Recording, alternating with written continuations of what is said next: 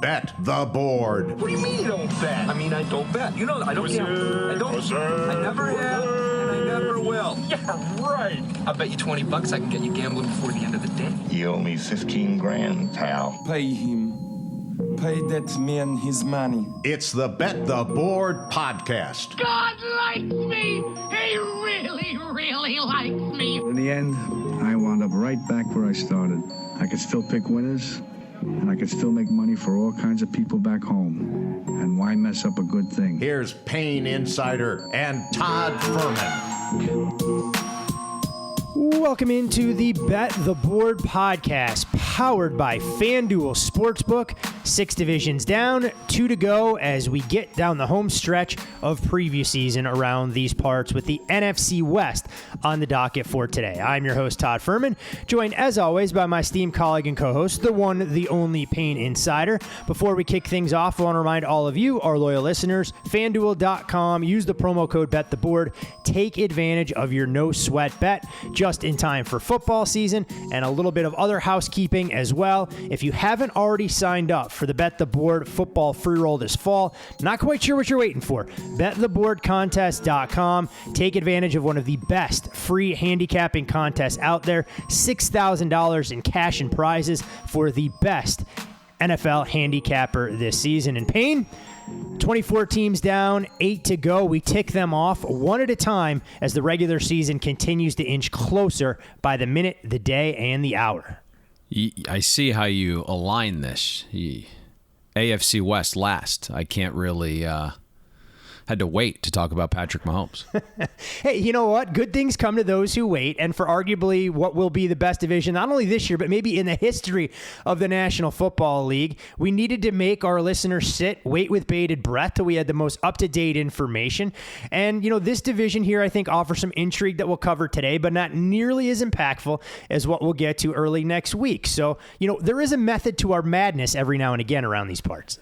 Football season's officially here because the AFC West preview podcast is Monday, and then we shoot right in to the first college football podcast on Thursday the 1st with Brad Powers joining us. I was going to say, I wanted to give you a chance. I saw the major announcement that you finally made public, something that we'd been working on for a while on social media. It was extremely well received. Do you want to peel back the curtain a little bit on that recruiting pitch right before we get into the NFL?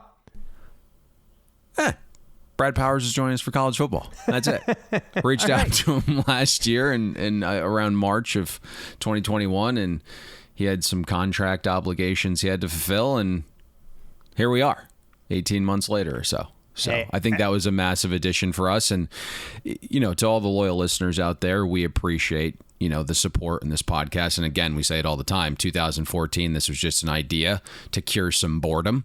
And now all of a sudden, right, this is a pretty serious podcast in the sports landscape and specifically the betting landscape. And, you know, FanDuel helps support us and you help by signing up for some of those promotional codes. And one thing Todd and I have never done because we like to sleep well at night is take money off of signups or losses. It's a straight line marketing deal. So by signing up for FanDuel, that helps us create more content like Todd's done with the NASCAR podcast and bring on more talent like Brad Powers. Exactly right. It's all about being best in class, and it takes a lot to be Bet the Board branded when we bring on guests, and Brad will do great things for us in terms of his perspective on the college football landscape, and anxiously await his debut next Thursday when we kick off some of the marquee matchups for Week 1. But before we get there, some NFL business to transact, and as we've done all preview season long, we've done these divisions in alphabetical order. So last I checked, A would be the first letter in the alphabet, which makes sense that we'll start with the Arizona Cardinals, who find themselves 30-1 to win the Super Bowl at FanDuel Sportsbook, plus 350 to win the NFC West, and a win total right now that sits at 8.5 flat, a far cry from where this price opened.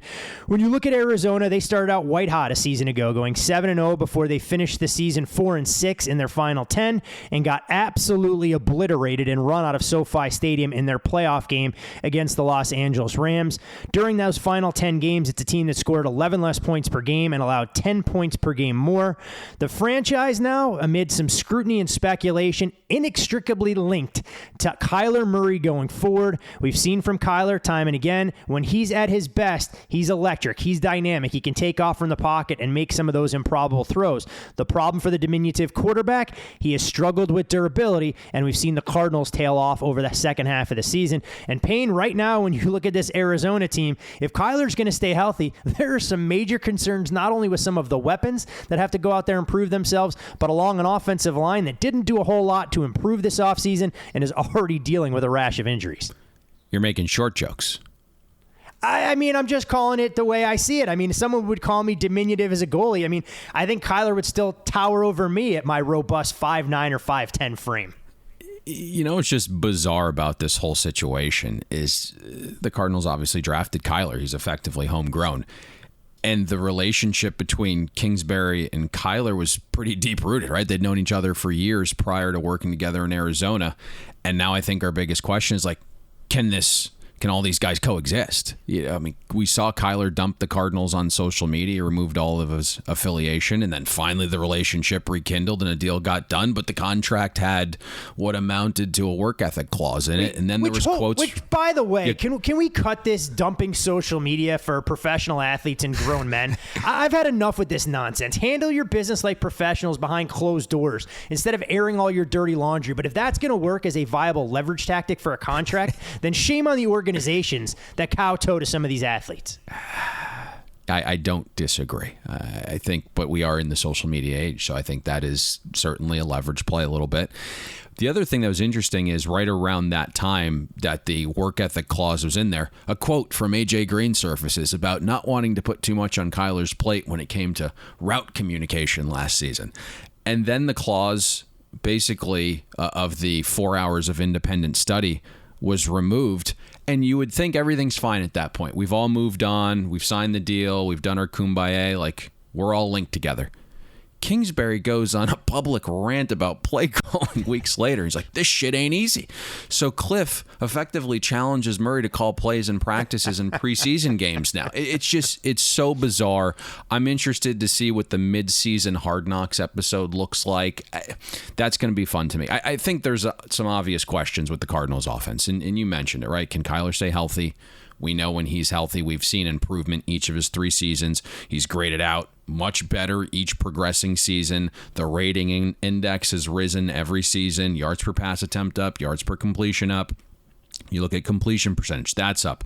Big time throw rates has just soared. Touchdown rates up. Turnover worthy plays are down. If you look at just the first halves of the 2020 and especially, the 2021 season, Kyler's kind of flirted with some MVP levels of play, despite you calling him short. Hey, short is not a reflection of his on-field talent. Let it be known. Just because you're short doesn't make it a death sentence. So don't put it over there as a derogatory knock on his on-field abilities. Listen to that. Thursday morning inspirational words from Todd Furman for everyone 5'8" and below. You son of a bitch. So you look at the first 7 weeks last season, Kyler's number 2 among qualifying quarterbacks in EPA plus completion percentage above expectation.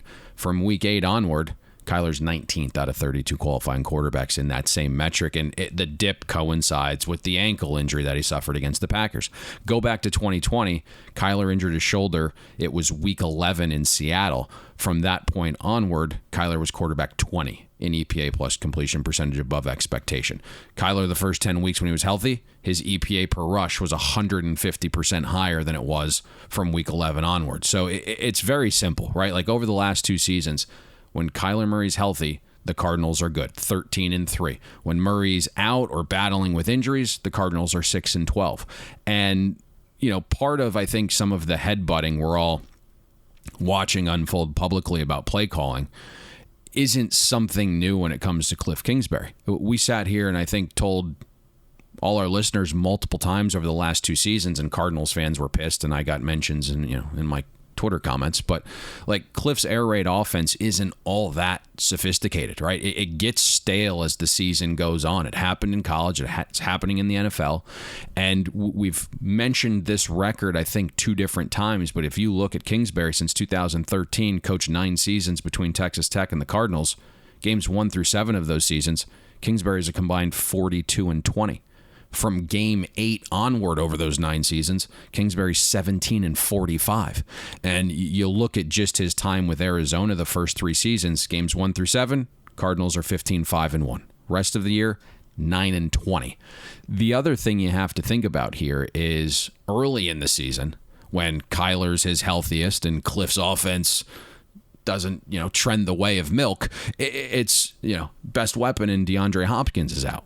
And we know how important he's been to that offense. He's got a clearly defined role. It's to line up outside and go win your one-on-one battle. There's very little help with Kliff when it comes to like moving Hopkins around. 92% of his routes were from the outside. It's like, hey, go outside, beat your man, and we'll find you.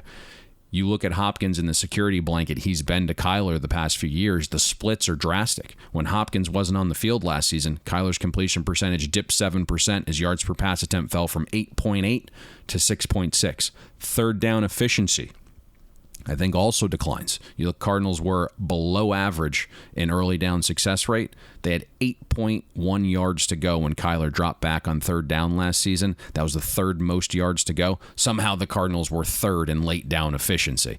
All told, Arizona finished 3rd in third down conversions over expectation. Again, when you're that bad on early downs, it's very difficult to be that good on late downs, so you would expect some regression there. Also some red zone regression, right? Directly correlated with James Conner seeing his touchdowns regressed. 18 touchdowns for one man is a lot, and we saw Arizona finish 4th in red zone offense. You look at some of the other regression metrics offensively. Arizona recovered more than 88% of its 26 offensive fumbles, and I know a lot of them, Kyler takes the snap, drops the ball, and then falls on the ground, so some of that is a little bit probably not accurate, but it's a massive number either way. I just think there's a wide range of projections here, and you mentioned the offensive line. I think that goes somewhat hand in hand with Kyler's health, right? Keeping him upright, not getting him killed. But there's just this dichotomy here where PFF projects Arizona to have the 25th best offensive line in Arizona. Based on pass block and run block projections, ESPN says 6th. So quite the range there. It does make sense, right? Rodney Hudson turned 33 in July. He's coming off his worst season. Does that mean positive regression, or did he just get old? Justin Pugh turned 32. He's been slightly above average player since 2017. Calvin Beachum turned 33 in June. He's coming off his worst season as a pro, right? Is it a bounce back season ahead, or just got old? Then Arizona went out and signed Will Hernandez, starting lineman heading into year 5, that inks a 1-year deal for $1 million. Typically not a sign that he's a good player. And you start to look at the rest of this. Right? I mean, of 88 NFL guards that played at least 300 snaps last season, Hernandez graded out 63. DJ Humphries is in his prime. He's at least shown an ability to be elite, but he hasn't shown an ability to be consistent. 2017 was a good year, and then you look in 2020, DJ Humphries graded out the 4th best tackle. Last year, 49th best. So every guy on this line is either old, inconsistent, or not good. The depth is lacking. That's why this past Monday, Arizona traded for Cody Allen to kind of reunite with Kyler and Hollywood Brown. There's a lot that needs to go right for Arizona offensively. But if it all does, it could be a scary unit. Kyler has to stay healthy. Kliff has to have, some more imagination. The offensive line has to play closer to the pass and run block win projections, right? You can't have massive fumble, third down, and red zone regression all hit at once. And if that happens, along with a schedule of pass defenses that goes from 8th toughest to fringe top 20, maybe Arizona can have some success in a questionable NFC, Todd. Yeah, so I make short jokes. You call everybody on the Arizona Cardinals old, and albeit that might be the case based on NFL longevity in their early 30s. And it's interesting because you talk about the relationship that should have existed between Kliff Kingsbury and Kyler Murray, but it's almost like Arizona is doing everything they can to reunite Kyler with his former college teammates. You mentioned the deal earlier this week to bring in Cody Ford from Oklahoma. We know that they went in and got Hollywood Brown, so maybe Kyler can bring in all of his buddies from when he was playing at his absolute peak at Oklahoma going forward. board, but it's not all about Arizona offensively. There's obviously some concerns about this group defensively. You had some key departures for guys that contributed quite a bit in the form of Chandler Jones, Jordan Hicks, and Jordan Phillips. We know how Arizona has prioritized drafting athletic linebackers each of the past few seasons, and Isaiah Simmons and Zaven Collins. Neither, at least at this point, has really lived up to some of their advanced billing, but it takes a little bit longer for the lights to go on based on, some of those traits and attributes. At the same time, you do wonder if with this Arizona Cardinals team, no Chandler Jones, are they able to replace that level of sack production? J.J. Watt is great when he's actually on the field and healthy, but it feels like a lot of the burden falls primarily on Marcus Golden, and you wonder where some of these difference makers are for Arizona stop unit if the offense isn't able to click on all cylinders, especially without DeAndre Hopkins the first 6 weeks. First of all, thank you for cleaning up my mess there. Cody Ford, not Cody Allen. When it comes to the defensive side of the ball, I think we have a lot of respect for Vance Joseph just as a defensive mind. Probably not going to be a good head coach. I don't know if someone gives him a second twirl there, but he does a very good job mixing up coverages. Last year, I believe Vance got way more out of the Cardinals defense than we projected. Arizona finished 6th in schedule-adjusted defensive efficiency against the top 10 schedule of offenses, all while having the 7th most injured defense. So a damn good job there.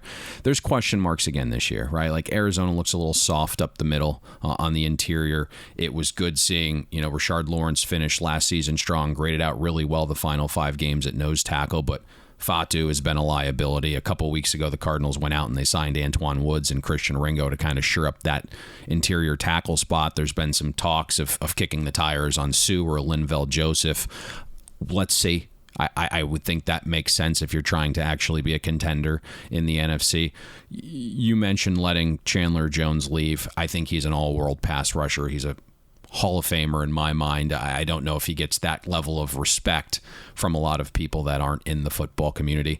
Obviously, I think that's a decent loss, but you have guys like Marcus Golden and Devin Kennard and Dennis Gardick that have shown potential in lesser roles and limited snaps. You mentioned Marcus Golden, right? Graded out the 3rd best Cardinals defender last season. He recorded a pressure or run stop on 11% of snaps.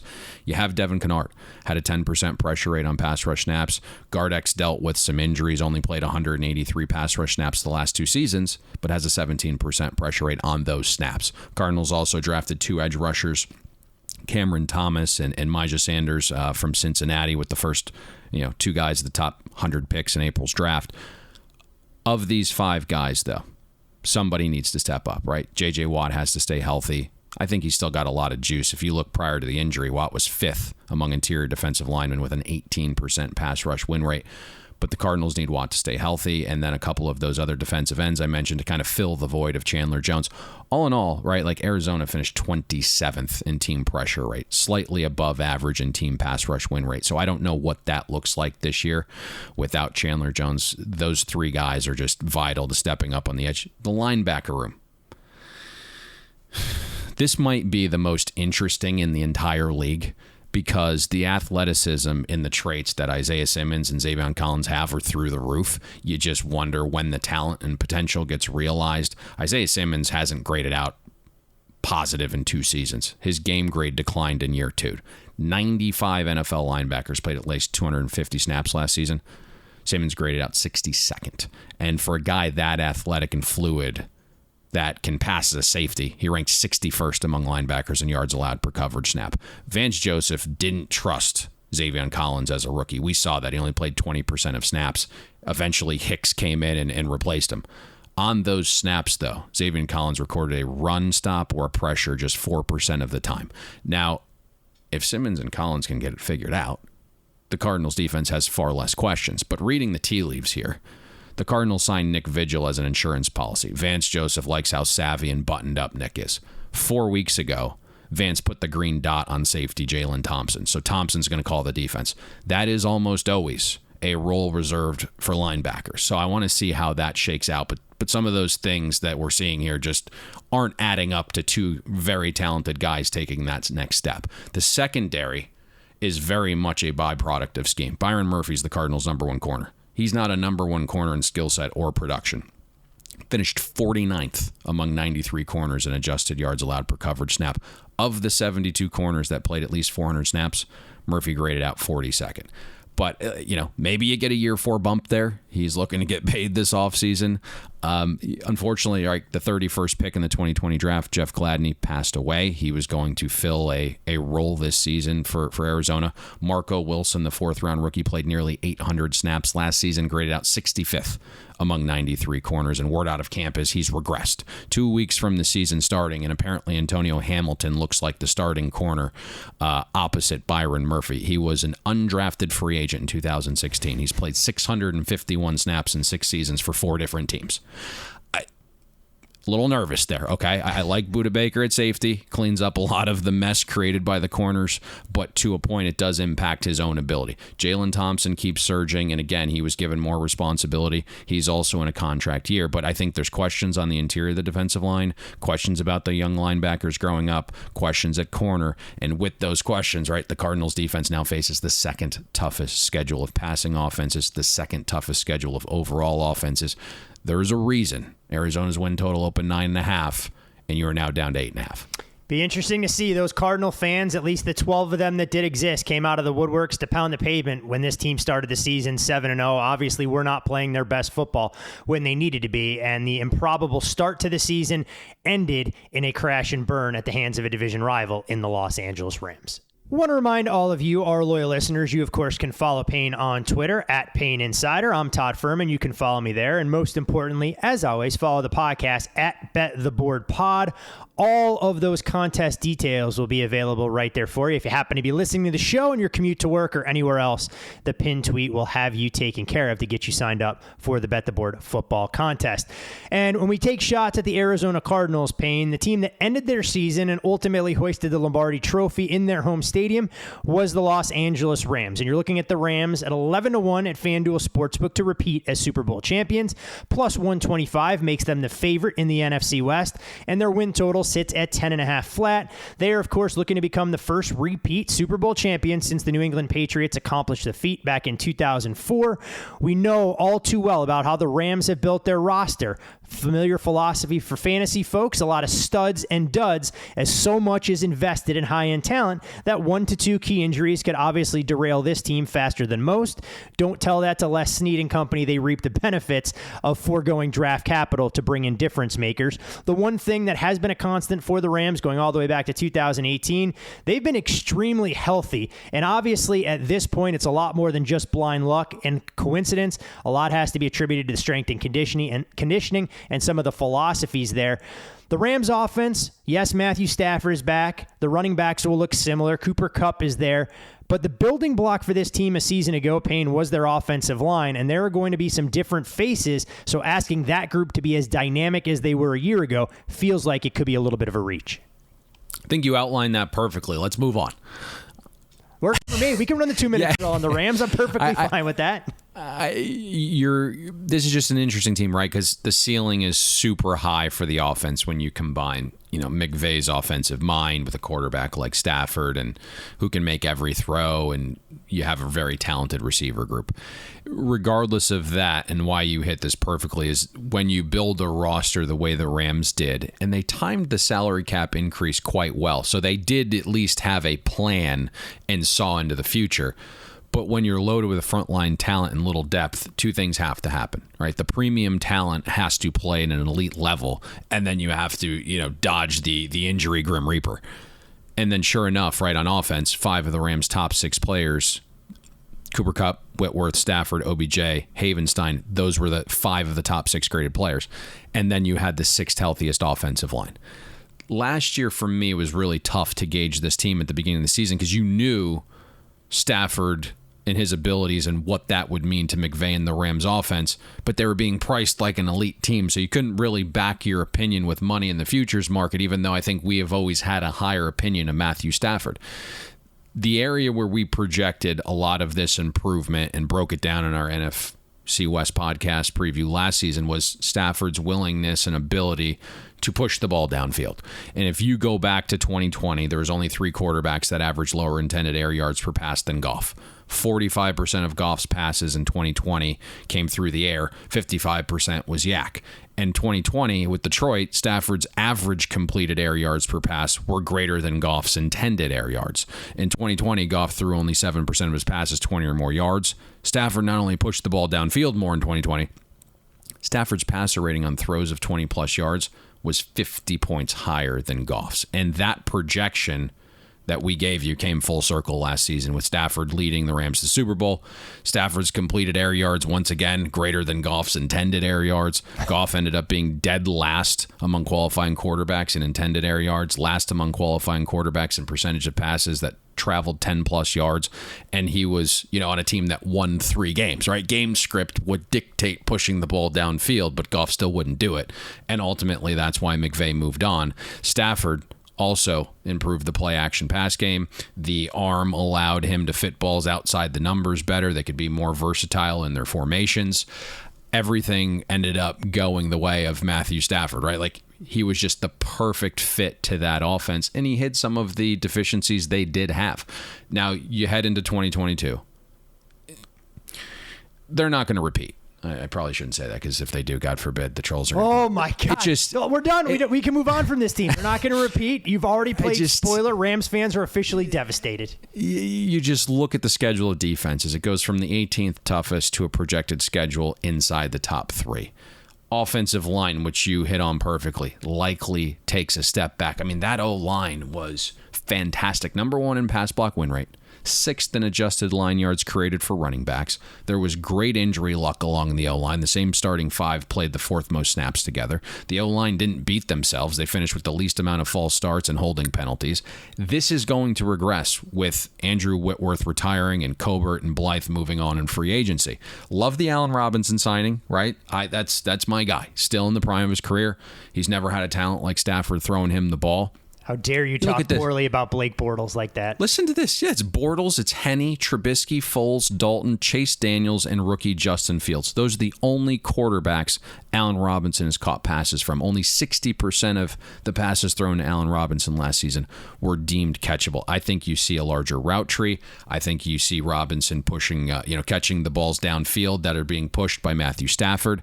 The 8,000-pound elephant in the room, though, is still Matthew Stafford for me. A note came across my desk in April that said he's having some elbow issues. And then in May, it was reported that Stafford needed elbow injections. And then it came down that Matthew Stafford wouldn't throw at OTAs.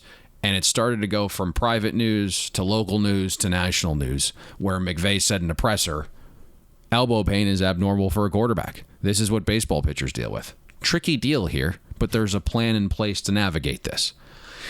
Even though the exact issue has not been reported publicly, I am hearing it's a medial flexor tendonitis, okay? I don't know if it's chronic, but the positive is, at least for now, it's not Matthew Stafford's UCL, which would mean he's not able to throw footballs.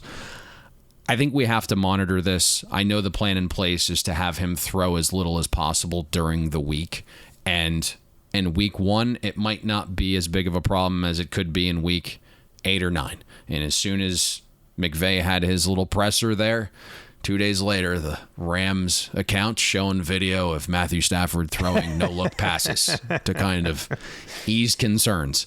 We also have no idea. I think this is something we have to think about. We have no idea when those were time-stamped or if it could be CGI, because we know the Rams have deep pockets, so they could be trying to throw a little subterfuge out there. There you go. Depth not great on the football field, but within the video department, fantastic depth. Hey, there's no salary cap for your support staff. You can ask any major college football program around the country in terms of what goes on there. But yeah, I mean, you bring up the interesting points, and things that could start well for the Rams could easily get off the rails if the offensive line doesn't gel the way it did a season ago. If this team continues to deal with a banged up running back core, we're already seeing soft tissue injuries in Cam Akers' return. We know they drafted Kyron Williams. Darrell Henderson has never been the model of durability. So a ton of questions for a defending champion. opinion, other than, what some of the things that meet the eye. When you look at this Rams team defensively, Payne, we know that they have star power there. Aaron Donald flirted with retirement, parlayed that into a 3-year deal, the richest of its kind for a non-quarterback in the National Football League. Jalen Ramsey is in a class by himself as far as a lockdown cover corner, and the Rams went out and they get a familiar face to add to the mix, albeit one in the twilight of his career that's familiar with Southern California and Bobby Wagner, but don't be fooled necessarily by Wagner's raw numbers in terms of tackles. You chronicled at great lengths last year that you'd seen an erosion of his skill set as a do-it-all linebacker. Yeah. Listen, very similar to what we said with the offense, two things had to happen, right? Premium talent, play at an elite level, and then avoid the injury bug. Top 3 rated players for the Rams defense last season: Aaron Donald, Von Miller, Jalen Ramsey. Rams also had the 6th healthiest defense to boot. So that's how it all unfolded last year. I thought Raheem Morris did a great job stepping in last season, kind of filling the void left by Brandon Staley. It wasn't really his typical scheme of defense. He did put his fingerprints on it a little bit, but kind of adhered to what had been built there based upon the players they brought in to play that system. Top 5 schedule adjusted defense again last year. But this season, there's a massive leap in offenses and quarterbacks faced. Rams project to face the number 1 schedule of passing offenses and a top 5 schedule of rushing offenses. All told, this is the most difficult schedule of offenses in the NFL the Rams defense has to face. You listen to this quarterback list or offenses or offensive minds. It's Josh Allen, it's Kyler Murray twice, it's a Kyle Shanahan offense twice, Dak, Brady, Mahomes, the Raiders revamped offense with Carr, Waller, Adams, and Renfro, Aaron Rodgers, Russell Wilson, and Justin Herbert. Aside from the Seahawks 2 times, right? Even the lesser offenses on the schedule project to be better than they were last season. Both Carolina and New Orleans upgraded their offensive talent with new bodies and improved health. I think we're going to see regression from the Rams defense this season. I don't think there's any question about it. I love having the premium talent, right? But just the variance here is massive. God forbid Donald or Ramsey miss time. You look at what Aaron Donald does, right? And the reason he has a quarterback-like contract isn't just the production. It's what he means for everyone else around him. He allows average to below average guys look good playing next to him. Donald was number 1 in defensive tackles in pass rush win rate, created 109 pressures from the interior. On 14% of pass rush snaps, he created a pressure from the inside. That's the best kind of pressure. It's just a ridiculous number.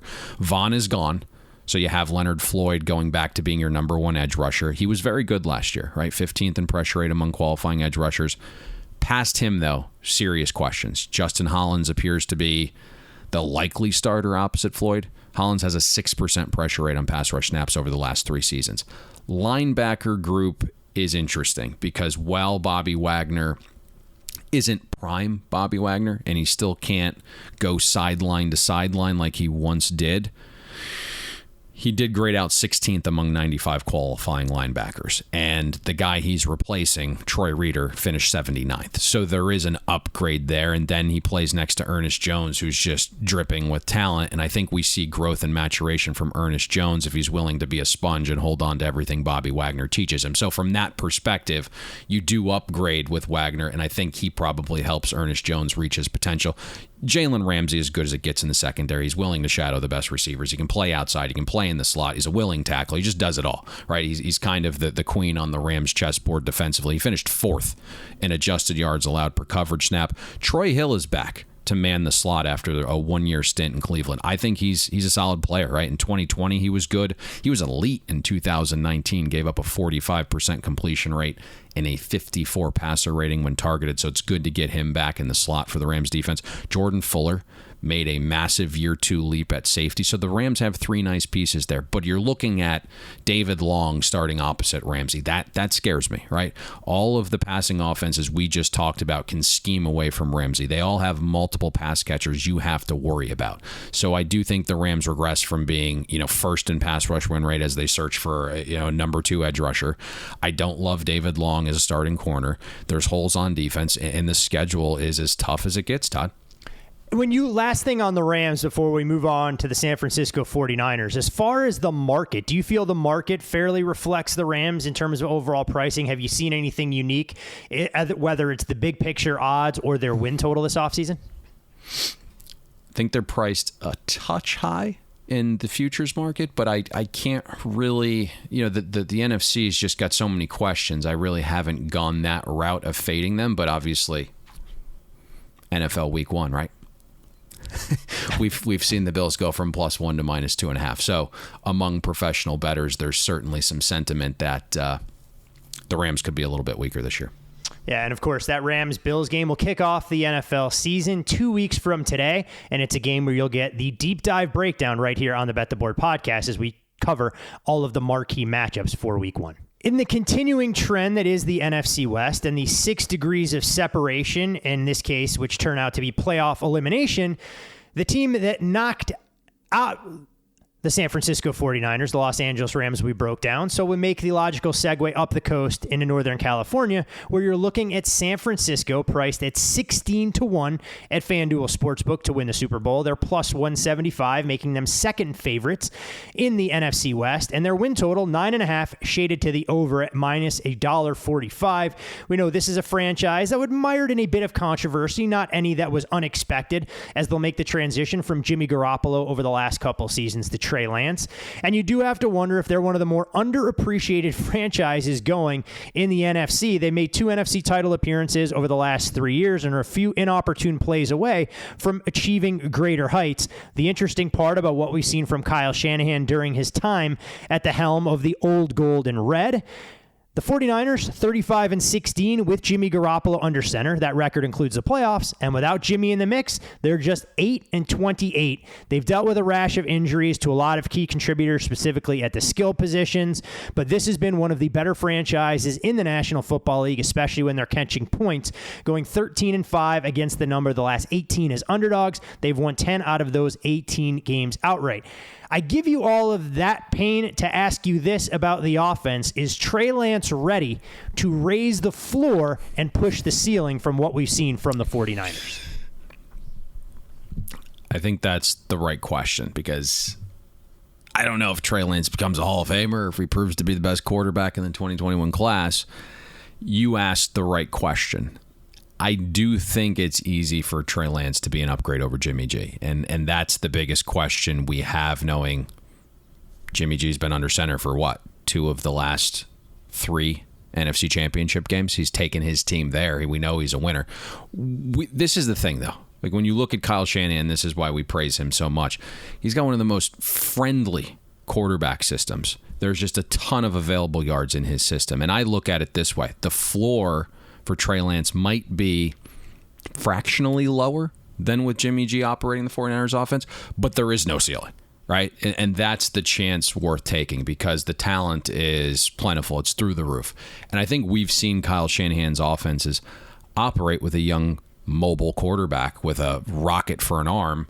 If you just go back to 2012, there's a guy named RG3. Oh, the RG3 era in the nation's capital. What could have been, Payne?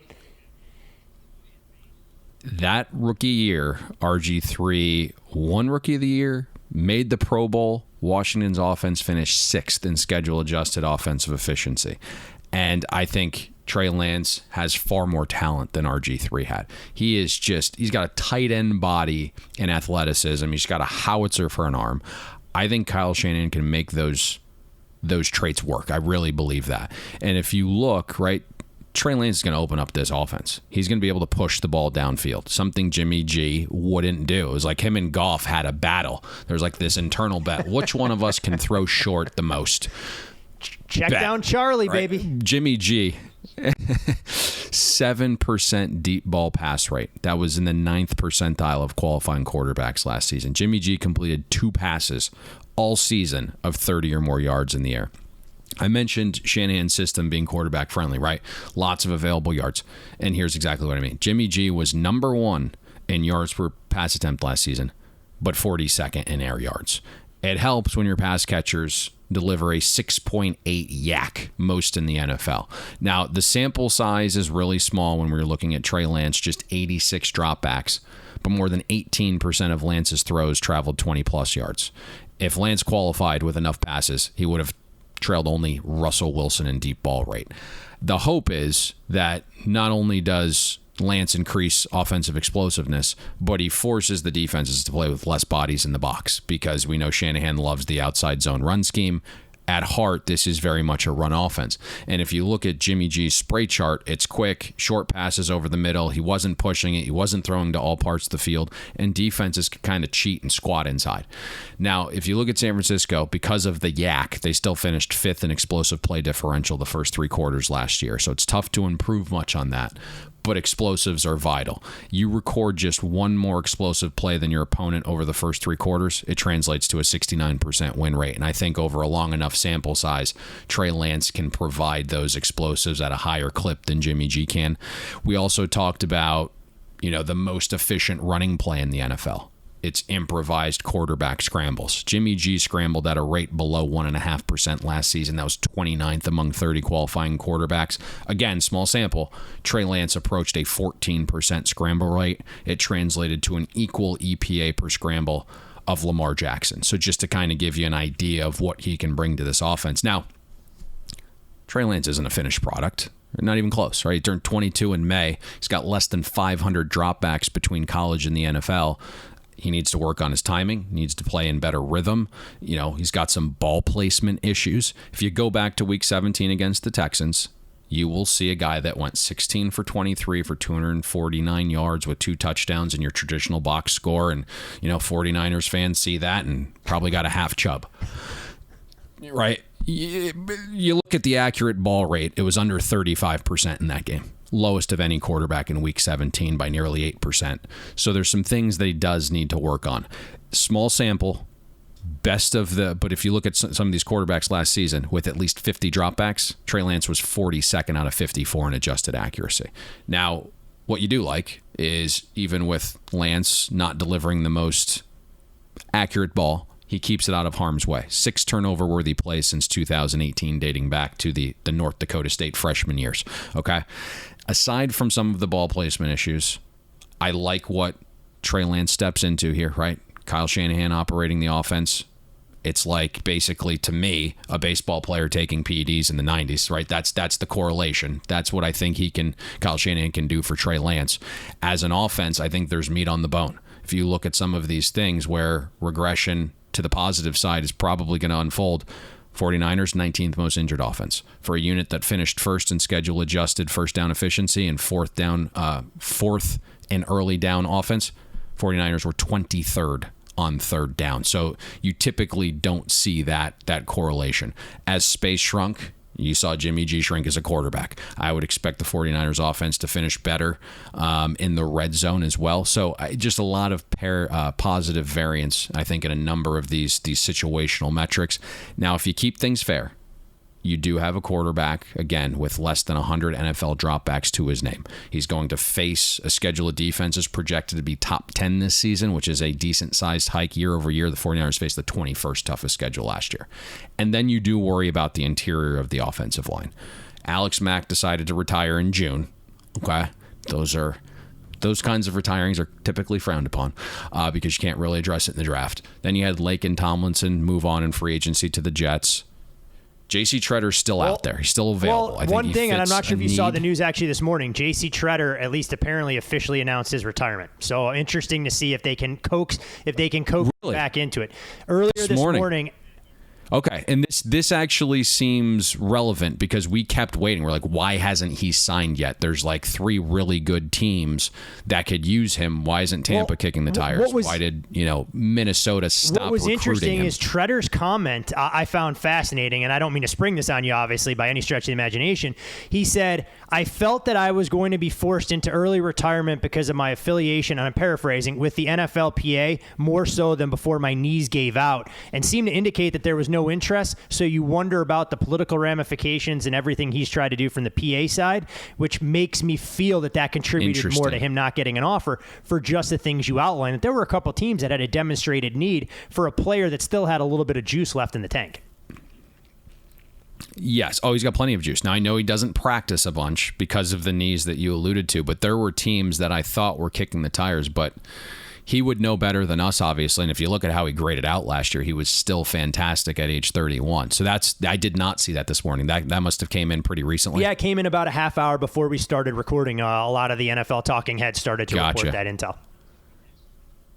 Yep. So without J.C. Tretter as a possibility, the interior of this line becomes a pretty decent question mark. Now, I understand it's an outside zone scheme, so you do have 2 great tackles, and you have Kittle, who's a proficient blocker from the tight end position, kind of sealing off the edge. But right now, Jake Brendel is slated to start at center. Undrafted free agent from the 2016 class. He played 250 snaps total since then. Hasn't played them well either. Then you have Daniel Brunskill projected to start at right guard.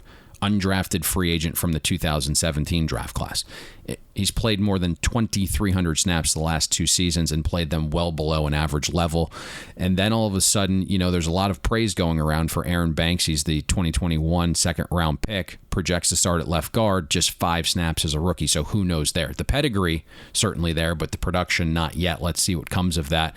And then the one thing we've seen through short samples and kind of heard from beat writers, when pressure comes, Trey Lance still has happy feet, and that's when the unsightly throws apparently occur. So let's see how that unfolds. But that's some of the concern, right? Can Trey Lance enhance the ball accuracy? Can the interior of this offensive line not be a complete sieve? And then obviously an uptick in schedule what's strength. interesting, and you mentioned Trey Lance and some of his inexperience at the NFL level. I was blown away.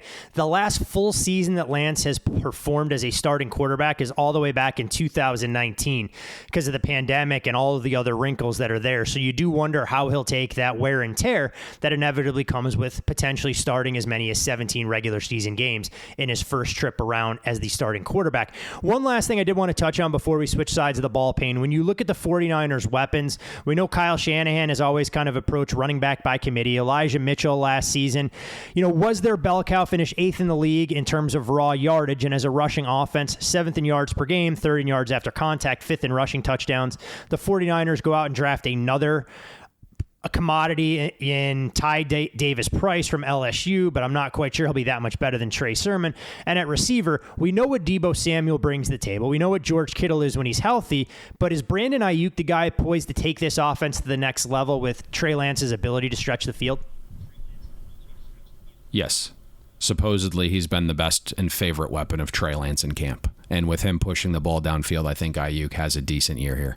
And we saw, he came on late last year. I believe the final 11 games, he had 47 receptions. So we saw him being implemented a little bit more. Kyle Shanahan took him out of the doghouse, was willing to move him around outside in the slot. And ultimately, that's what you're going to see here. It's going to be Deebo, Ayuk, and Kittle on the field virtually at all times. Past that, Juwan Jennings as your third receiver does leave you a little bit concerned, but I think Ayuk makes that move forward to being a top-level receiver. We know the talent is certainly there. Running backs is plug and play in this system. Trey Sermon, for us, we were shocked, if you remember, by the outburst he had during that college football playoff run, but you and I were like, no, vision was never his forte, let's put it that way. And apparently Kyle Shanahan saw the same thing. You still have Jeff Wilson Jr. Apparently he is on the roster bubble. He's returning from a pretty significant injury last year. But if he can get back into form, there's bodies here. This is very much a one-cut downhill run system. And we've seen, right, Elijah Mitchell came out of nowhere. No one knew who he was, this time last year. So they'll figure the run game out. It's just very much about the interior of that offensive line. That's you mentioned interior question. Of the offensive line being a question. Interior of the defensive line, probably not a question. Arguably the team's biggest strength for their stop unit. And the 49ers are built from the front on back. So if we look at the secondary, heaps of questions there that I know we'll get to. But obviously when you're talking about defensive line production, this group was an absolute force. They finished tied for 5th in sacks last year at 48. Nick Bosa is a beast. When you look at some of the other guys that they have in the mix, yes, replacing the likes of DJ Jones and Arden Key could be minor challenges there. You go out and you draft Drake Jackson out of USC as a second-round pick. A lot of optimism. Eric Armstead probably doesn't get enough credit for what he means as an interior run defender. Well, so while the 49ers are stout up front, I do wonder about this defense as a collective. Did they do enough to address their secondary as well? This is, for me, a lot of praise was heaped on DeMarco Ryans from the knowledgeable football community. And if you remember, it didn't start out very well last year for the 49ers defense. There was a lot of articles written about him being on the hot seat, and there were insinuations that he wasn't close to Robert Saleh's level. And the first 10 weeks, the 49ers defense 23rd in EPA per play allowed, and then suddenly the light turned on. From week 10 onward, including that playoff run, the 49ers defense was 5th in schedule-adjusted efficiency. Ryan also dealt with, a lot of guys in and out of the lineup. 49ers had the 4th most injured defense last season. There was other negative variance stuff that Ryan's dealt with as well. If you look, the 49ers finished bottom 5 in third downs allowed over expectation, bottom 5 in fumble luck. The defense finished 3rd in early down success rate allowed, so the unit's solid, but caught some negative red zone variance, finished 23rd there. You're hoping that those 4 things even out, and I think they have to, because you go from facing a bottom third of the league schedule of offenses to a fringe top 5 schedule of offenses this season. I like the secondary. I think it was upgraded. Charvarius Ward's a guy that I am probably... Yeah, I'm higher on him than the market. I think a lot of people know that based upon some of our Chiefs breakdowns. But you look, among qualifying corners, Ward has the NFL best completion percentage allowed on targets since 2019 at 47%. You go back to that 2019 season, Ward allowed 44% of passes to be completed when targeted. It was best in the NFL, and the kicker was he was willing to play the highest rate of press coverage that year. He also allowed the 3rd lowest rate of receiver separation. So I think he's a big get for that secondary. He's buttoned up too. Last season, he only was credited with 1 penalty, so I'm sure that was appealing to D'Amico Ryans, knowing the 49ers secondary was the most penalized in the league. Also probably a regression candidate there to the positive side.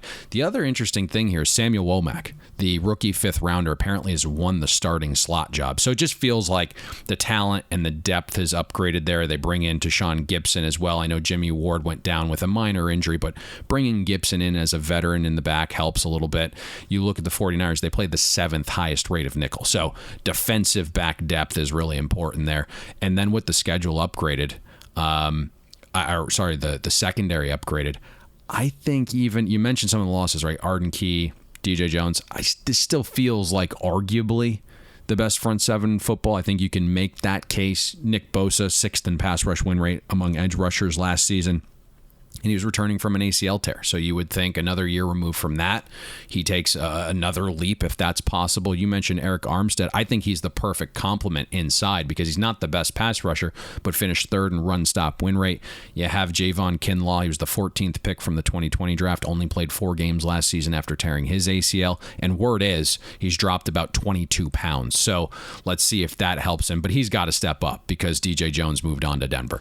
Samson Ekubon, slightly above average edge rusher. If you look over 5 seasons, 10% pressure rate on pass rush snaps. You did mention Drake Jackson, the rookie from USC. He's been all the buzz in camp. Apparently, he was a projected 1st rounder heading into last season, dropped to the late 2nd round after a very suspect season, but I'm sure he wasn't being coached up overly well at USC.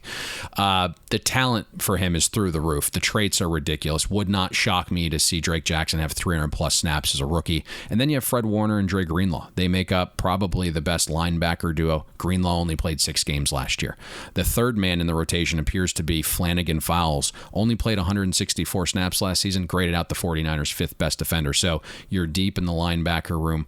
For me, the 49ers are a total buy. This is a team that professional bettors have been fond of over the last couple of seasons. Widely undervalued given the Jimmy Garoppolo slander, but they've continued to exceed expectations at the betting window, specifically as an underdog. A team that's going to be fascinating to watch to see how they stack up in the NFC West pecking order and if they can finally climb the mountain to be division champs this year after coming up just short and needing that Week 18 victory against the Rams to even punch their ticket to the postseason before they squandered a double-digit lead going into the 4th quarter at SoFi in the NFC Championship. From a buy-on team in the San Francisco 49ers to a team that may have a very different designation, last but not least in the NFC West, would be the Seattle Seahawks, who have been the gold standard, so to speak, while Russell Wilson was under center. We know he has moved on to life in the Mile High City. And when you look at the Seattle Seahawks season-long outlook at FanDuel Sportsbook, 150-1 to win the Super Bowl, 15-1 long shots to win the division, and their win total, 5.5. You do need to lay $1.35 if you want to go over. And when you look at Seattle in a nutshell, last year was the first losing season for the Hawks since 2011. Going back to 2012, this is a franchise that has the second best record in the National Football League behind only the New England Patriots at 105, 55, and 1. First time they actually finished last in their division, going all the way back to 1996. Now, the silver lining for Seattle, 5 of their 10 losses were by 3 points or less. They were 0-5 in games decided by 3 or less, but they finally embark, as we mentioned, on a journey without Mr. Unlimited under center. And for a team more often than not, Payne got by with smoke and mirrors going, hey, Russ, there's 2 minutes to go. Here's the ball. Go out and make something magical happen. They may not find life nearly as forgiving with the tandem of Geno Smith and Drew Lock under center as potential QB1 replacements. The best thing Seattle did this offseason was avoid trading for Baker Mayfield. This season just needs to be about getting your future franchise quarterback, whether that's Bryce Young or CJ Stroud. Let's just, hope Seattle isn't tempted by Jimmy G once he's healthy as well, right? Let's just move on. This season's a wash. That kind of needs to be how they view it. And I think upstairs they're viewing it that way, but Pete's a little bit different. When I look back and assess last season for Seattle, I feel a little sorry for offensive coordinator Shane Waldron, right? If you're motivated and you're goal-oriented, you want advancement. But sometimes the situation isn't great, and waiting for the next opportunity is better, and that's probably the approach I would have had, although it's tough when Russell Wilson's there, and that's who you think your quarterback's going to be. But Waldron was with the Rams for 4 seasons, and then he leaves the year before they win a Super Bowl, and he went to go work for a run-dominant coach like Pete Carroll, even though he was a passing game coordinator. Now the quarterback's gone. If you can see through the weeds, the first thing you're going to notice about the Seahawks 2021 offense was that Shane Waldron was fantastic despite being forced to create and call suboptimal games. Seattle ranked second in the NFL in EPA per pass attempt on early downs the first 3 quarters. That was with Geno Smith playing for 4 games. If you remove Geno from the sample and only include Russell Wilson snaps, Seattle was number 1 in early down EPA per pass attempt the first 3 quarters. The problem was, with one of the league's best quarterbacks, Waldron and Russ were only allowed to throw the ball at the 22nd highest rate on early downs the first 3 quarters. Now Russ is gone. Not only do you lose the leadership, the talent, his ability to be great on early downs, and wow, like Russ was fantastic pushing the ball deep last season as well. That is just ungodly looking at this number. 46% success rate on passes of 20 or more yards. 6th best deep ball passer rating. So you think about this, right? Russ was number 1 in early down passes the first 3 quarters. He was an elite throwing deep. Heading into this season, you mentioned it's Geno or Lock under center. My gut says both play at some points, right? Like the two combined, 13 and 26 in games they've started since 2014. The seasons where Geno and Lock played enough snaps to qualify, their combined season average QB rank is 26th.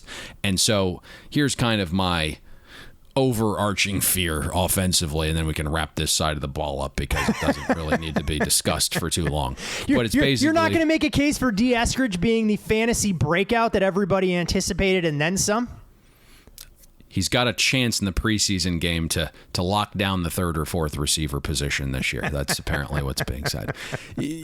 Basically, how this is going to unfold and what I see happening is Carroll's going to force Waldron to run the ball in early downs again. The Seahawks project to face a top 10 schedule of run defenses. Geno and Lock, whoever it is going to be forced to throw in 3rd and long situations with an offensive line projected to finish bottom 5 in pass block win rate. Now, don't get me wrong. Tons of value with the Charles Cross pick when he dropped to 9th. I think he's got a chance to be fantastic, but he's a rookie being thrown into the fire for a team that allowed the 31st most pressures on non-blitzed dropbacks, okay? Going into last season. One thing, can I ask you a quick question on Charles Cross? And I'll group it together with Abraham Lucas as well, because I think a lot of people are very high on the talented offensive lineman out of Washington State. Isn't it a little bit odd? Now, I know Cross was a value pick, but expecting 2 guys that played in a pass-first system to come in as rookies and make potential immediate impacts for a team that wants to run the football? Well, I mean, listen, you got tackles, right? Like, it doesn't matter. They're supposed to be good run blocking, pass blocking. Yep. The upstairs feels different than the downstairs. Let's put it that way. I don't know if Pete is going to be able to.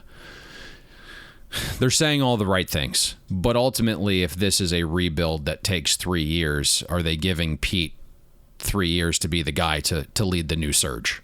I don't think so. I don't know. Right. I don't know the answers to that. They're saying the right things. They're saying yes.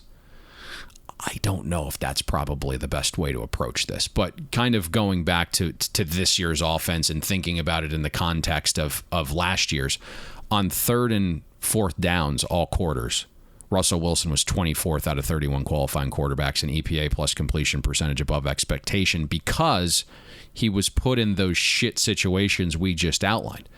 How do you think Geno and Luck are going to perform in those shit conditions? Right, where you are forced on 3rd and 4th down to have long distances, to have a pass blocking unit that's probably not going to fare a ton better than last year. And yes, the talent's better because you upgrade it through the draft, but they're still rookies.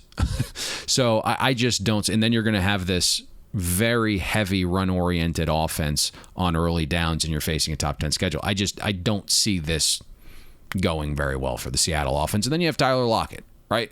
Once a week, they're fielding a call for Tyler Lockett. There's a lot of teams right now that are missing a weapon that we think can be potential contenders. So is Tyler Lockett going to be there for all 17 games? I think if we were to create odds on that, you'd have to favor the no. You know, I'm honestly surprised he's still there, to your point. I mean, we figured that there was a chance DK Metcalf could be moved, but they obviously made a long-term commitment as DK, amongst other wide receivers, secured his bag. So you figured that was a way to basically put the writing on the wall and say, Tyler Lockett, you're now expendable as we go through the rebuild. But, hey, like you said, and DK's agent was aggressive, super aggressive. Like, had to get the deal done now or trade me, because you know why?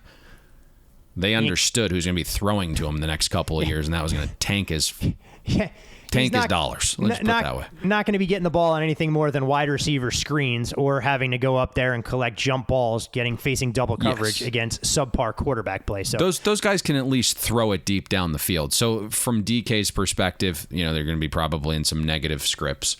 Hopefully you throw a little bit more, and those quarterbacks have decent enough arms to push it downfield. But yeah, a lot of jump balls. It's going to be different than catching balls from Russell Wilson. During the Seahawks heyday, and then when they were at the peak of NFC dominance, so much of that was predicated on what they could do defensively. That couldn't be further from the case when you look at the current construct of what the Seahawks will bring to the table this season. An inability to generate pressure has led to a miserable pass defense over the last 3 seasons, where they're giving up more than 270 yards per game. I mean, the numbers, they're staggering. Payne, 28th in yards per game allowed, 18th in takeaways. They can't generate pressure up front. The sack numbers aren't there. I don't even know where you look to start for Seattle to highlight some strengths, so we're not complete pessimists about what this stop unit will look like week in, week out this fall. Let's just start with the defensive positives.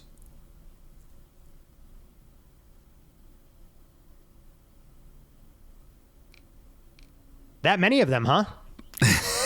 That many defensive positives the way we're going. I thought there was eerie science. I'm going, damn it, the connection broke up. I was waiting for you to say that. I liked what Payne, you did there for drama and theater and everything else. Very well played. I like the interior of the defensive line. It looks solid. Poona Ford's been an absolute hit. 10th in pass rush win rate among defensive tackles. Shelby Harris comes over in the Russell Wilson trade. He's been a plus defensive lineman 5 of his 6 seasons, was elite in 2018 and 2020.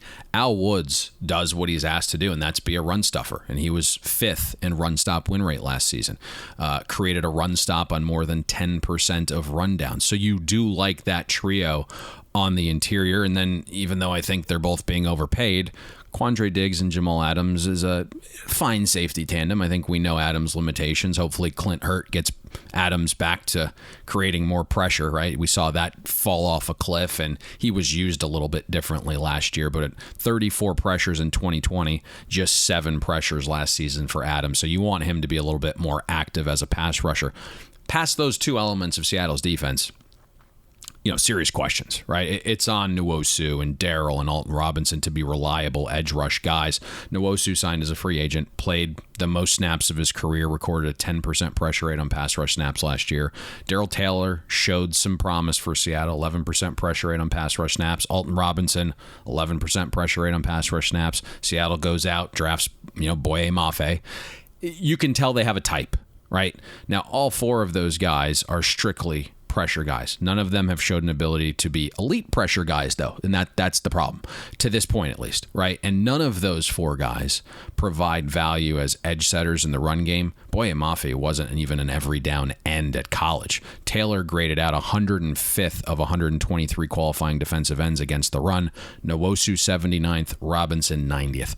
Is Seattle going to build enough leads offensively to where the game script allows those four defensive ends to get to the quarterback without having to think about stopping the run? Probably not. The cornerback situation, oof. That good, listen, huh? That good. I know Seattle used the second highest rate of zone coverage to help the lack of talent in the back end. But you look at this room, DJ Reed is gone. He was your top cover corner, had a fantastic season. Seattle still finished 26th in schedule adjusted defensive pass efficiency last season. Coming into this year, the hope was Trey Brown, the fourth rounder from Oklahoma, would be your lead guy. He graded out average as a rookie in coverage, only gave up a 60 passer rating when targeted. Did have some other deficiencies, but Pete Carroll just said in his presser on Tuesday that Brown's not going to be available to start the season as he recovers from a patellar tendon injury. He was their projected number one corner. So you're looking at Sidney Jones starting on the outside. He became a full-time starter finally in year 5 of his career. He's allowed a 106 passer rating when targeted last season, finished 42nd in adjusted yards allowed per coverage snap among qualifying corners. On the other side, it's either Artie Burns or going with, rookie 4th and 5th round picks and Kobe Bryant and Tariq Woolen. And to add to the question marks at corner, they now project to face the 7th toughest schedule of passing defenses. So this is a little bit of a concern to me. And as I mentioned, right, DJ Reed's gone, Carlos Dunlap gone, Bobby Wagner's gone. That's 3 of your top 5 graded defenders from last season. Now, again, Wagner's lost a little bit of a step, but he was still a leader. He was still very good. He was the green dot, got everyone in position. The linebacker room is Cody Barton and Jordan Brooks. Those two have played a combined 5 seasons, none of which have graded out positively ever. So there are some serious concerns on this side of the ball, Todd. Hey, maybe this should be the philosophy that Seattle tries to adopt. Blow it up for Bryce or crater for CJ, one or the other, so they can get a franchise-changing quarterback with a top 5 overall pick in next year's draft. Given the fact that there's not a lot to be excited about in the Pacific Northwest in terms of quarterback play or on the defensive side, and clearly you can understand why Seattle's win total sits at the 5.5 range at FanDuel. You say that. Well, here's what's interesting, by the way, and you nibbled on this a little bit. It was bizarre they didn't move it. So Westgate was hanging 6, like -20, -30 up until like 2 or 3 days ago. We just kept betting it. We're like, why are they not moving this thing? Finally, they moved it. It's 5.5. I saw this morning. You never know what kind of liability any of these books take on early if they took a bet over, which would be a little bit surprising because they did open in that 6 range. So it's always one of the things that's fascinating when you're looking at season-long bets, specifically NFL win totals, which books want to take a position, which books feel differently on things. But to your point, I mean, we saw enough during the preseason, especially in that Bears game, to begin to go, this team's going to be hard-pressed to get to 7 wins and go 7-10 with the schedule in the division and some of the challenges that they'll have at quarterback and maybe the overall philosophies for the organization. Maybe not consistent with what Pete wants to accomplish, but what direction they need to go and if they're going to rebuild and get another franchise quarterback that they can mold the same way they did with Russell Wilson. You can follow Payne on Twitter at Payne Insider. I'm Todd Furman. You can follow me there. Most importantly, follow the podcast at Bet the Board Pod. And if you haven't already done so this preseason, you need FanDuel as one of the books in your rotation to be a successful sports bettor. No better introductory offer for new user signups than with their no sweat bet. FanDuel.com. Use the promo code BetTheBoard and take advantage of the offer. And the last housekeeping measure of all, sign up for the Bet the Board football free roll. $6,000 in cash and prizes available for you absolutely free, the most prestigious sports handicapping contest out there. You'll know you'll compete against the best, and if you happen to win the damn thing, you'll have a trophy that you can showcase amongst your friends, workers, colleagues, and put in your man cave for years and years ahead. Payne, we've done a great job in terms of breaking down the divisions. We do have one to go, one that's especially near and dear to you next week in the AFC West. You told our listeners that we might not be able to identify a best bet on every show, and you've exceeded expectations so far. Is this the one where we finally break the streak, or do you find an opportunity out there in the betting market for us to put our hard-earned capital to work? Let's go to the NFL Week 1 board. We've bet one advantage teaser to this point, so let's give that one out. Still widely available.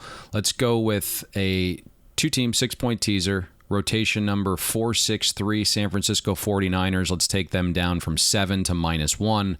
The second leg, 476, Minnesota Vikings from +2 up to +8. That is the 2-team teaser. And again, just thinking out loud, we've discussed some of these teams already. And if you've been listening to all the previews, you know 49ers are a buy-on team. Chicago Bears have been a fade team for us. We outlined Trey Lance. I think you're going to see something from Kyle Shanahan that has not been put on tape yet. You go back to the opening game, 2012, with what he did with RG3. Washington went into New Orleans, hung 40 points that game. I also believe this could be the largest mismatch of any unit in any game we see, the 49ers defensive line versus the Chicago Bears offensive line.